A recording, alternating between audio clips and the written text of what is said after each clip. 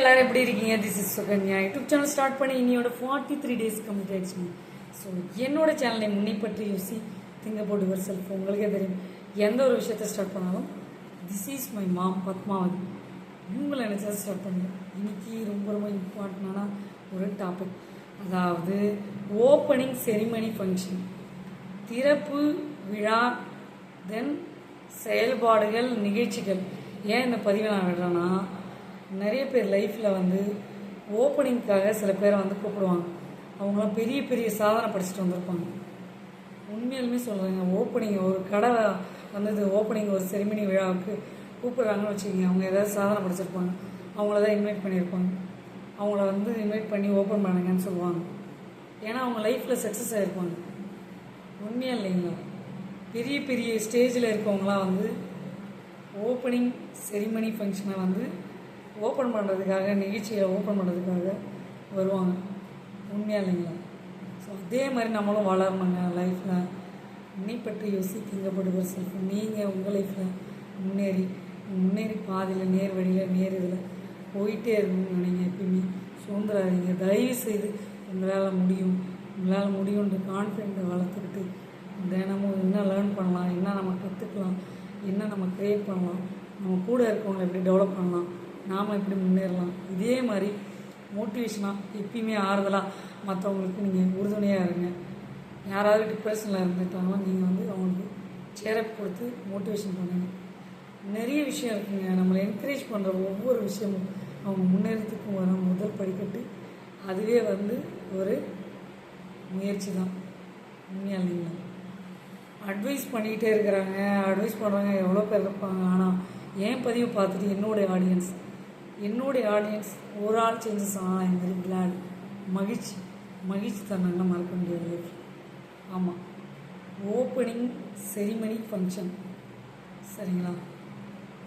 திறப்பு விழா நிகழ்ச்சி, அது எதுவாக இருக்கலாம். கடை திறப்பாக இருக்கலாம், ஒரு வேறு ஏதாவது ஒரு வீட்டு ஃபங்க்ஷன் செரிமனிக்கு வந்து வீடு ஹவுஸ் கட்டிட்டு இவங்க தான் ஓப்பன் பண்ணணுன்ட்டு இருப்பாங்க.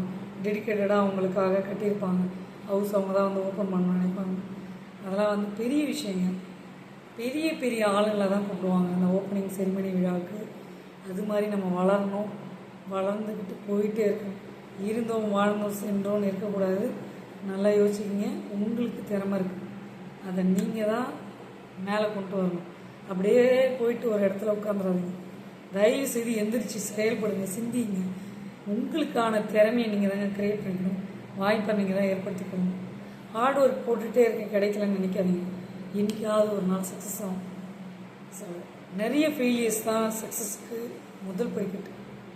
ஸோ என்னையை வந்து ரோல் மாடலாக எடுத்துக்கிட்டு நிறைய பேர் வாழ்கிறவங்க எவ்வளோ பேர் இருப்பாங்க அப்படின்னு அவங்களே சொல்லியிருப்பாங்க. அவங்க லைஃப்பில் நான் அந்தளவுக்கு வளர்ந்துருக்கேன் அப்படின்னு உங்களுக்கு யாராவது அட்வைஸ் பண்ணியிருப்பாங்க. உங்கள் கிராண்ட் ஃபாதர், கிராண்ட் மதர் என்னைய ரோல் மாடலாக எடுத்து வளர்ந்துருக்காங்க அப்படின்னு கூட சொல்லுவாங்க. நிறைய பேர் சொல்லி பார்த்துருப்பீங்க. உண்மையாக இல்லையா? உங்கள் தாத்தா பாட்டிக்கிட்ட கூட நீங்கள் கேளுங்க. ஆமாம், என்னைய ரோல் மாடலாக எடுத்து கூட என்னுடைய பேத்தி வளர்ந்துருக்கா, என்னுடைய சன் வளர்ந்துருக்காங்க, என்னோடய டாட்டர்ஸ் வளர்ந்துருக்காங்க அப்படின்னு சொல்லுவாங்க. ஸோ லைஃப்பில் எதை பற்றியும் கவலைப்படாதீங்க. உன்னை பற்றி யோசி திங்கப்படுகிற செல்ஃப். நீங்கள் ஒரு ஓப்பனிங் செரிமனி ஃபங்க்ஷனுக்கு ஒரு திறப்பு விழா கெஸ்ட்டாக நிகழ்ச்சியை நடத்தி கொடுக்கறதுக்கு நீங்கள் போகணும். அந்தளவுக்கு வளரணும். உங்களோட வளர்ச்சி உங்களை சாதனையாளராக்கி இன்னும் மேலே முன்னேறத்துக்கு முதல் படிக்கட்டு வழிவகுக்கும். ஸ்டார்டிங் ட்ரபுள், அதை மட்டும் ஃபியர்னஸ் அதை எடுத்துருங்க. அதை மட்டும் எடுத்துகிட்டு ஸ்டார்ட் பண்ணிட்டீங்கன்னா ஆண்டவன் இருக்காங்க, அவன் உங்களை தூக்கி போய் உட்கார வைப்பான். நேர் வழி, நேர் பாதை, நேர் வழி, நேர் டைரக்ஷன், அதில் தான் போகணுமே. சரிங்களா? எவ்வளோ தடைகள் வந்தாலும் நேர் வழியில் தான் போகணும். ஸோ இப்போ வந்து போன வீடியோவில் கரண்ட் பவர் கட் ஆகிடுச்சு, இருந்தாலும் கண்டினியூ பண்ணேன். அந்த வீடியோவை டெலீட் பண்ணிவிட்டு திரும்ப எடுக்கலாம். ஆனால் நான் ஏன் எடுக்கலை தெரியுங்களா? இதுவே ஒரு சக்ஸஸ் தான். நம்மளுடைய ஃபேஸ் தான் தெரியணும் கிடையாது, வீடியோ தான் தெரியணும் கிடையாது, ஆனால் வாய்ஸ் கூட தெரியணும். வாய்ஸ் மூலயமா கூட ரீச் ஆகலாம் இல்லைங்களா? ஸோ அதனால தான் கண்டினியூ பண்ணேன். நம்ம விட்டுறக்கூடாது அப்படின்னு ஒரு விஷயத்தை ஸ்டார்ட் பண்ணிடுவோம், அதை விட்டுறக்கூடாது, கண்டினியூ பண்ணிக்கிட்டே இருக்கணும். ஒரு விஷயம் கண்டினியூ பண்ணி நீங்கள் பண்ணுங்கள், உங்களுக்கே உங்களை பிடிக்கும். ஆமாங்க, உண்மையாலுமே சொல்கிறேன், ஒரு ஆள் உங்களால் சேஞ்சஸ் ஆனாங்கன்னு வச்சுக்கோங்க, யாராவது ஒரு ஆள் சேஞ்சஸ் ஆனாங்க இந்த வீடியோ பார்த்துட்டா நான் வெரி கிளாட், மகிழ்ச்சி அதனால மறக்க முடியாது. லைக் பண்ணுங்கள், ஷேர் பண்ணுங்கள், சப்ஸ்கிரைப் பண்ணுங்கள், பக்கத்தில் இருக்க பெல் பண்ணி கிளிக் பண்ணுங்கள். அப்போ தான் நாங்கள் போடுற ஒவ்வொரு வீடியோ நோட்டிஃபிகேஷன் வரும். பாய் பாய், see you later, உங்கள் சுகன்யா.